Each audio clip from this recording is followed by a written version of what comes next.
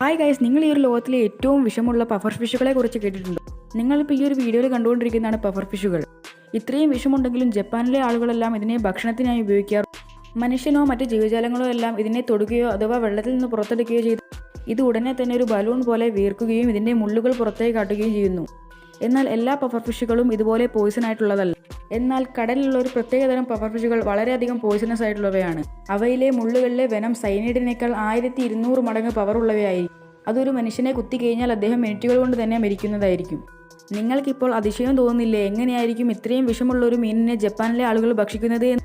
എന്നാൽ അത് എങ്ങനെയാണ് എന്ന് അറിയാനേക്കാട് മുമ്പ് നിങ്ങൾക്ക് കടലിനെ പറ്റിയുള്ള ഇതുപോലുള്ള കാര്യങ്ങൾ ഇഷ്ടമാണെങ്കിൽ ഈ വീഡിയോ ലൈക്ക് ചെയ്ത് മറക്കാതെ തന്നെ നമ്മുടെ ചാനൽ സബ്സ്ക്രൈബ് ചെയ്യുക.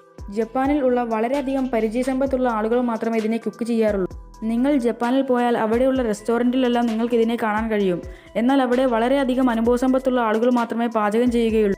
ഒരു ചെറിയ പിഴവ് പോലും വലിയ രീതിയിലുള്ള ആപത്തിലേക്കായിരിക്കും നയിക്കുന്നത്. അതുകൊണ്ട് തന്നെ ഇതിന് പ്രത്യേക ലൈസൻസ് എല്ലാം വേണം.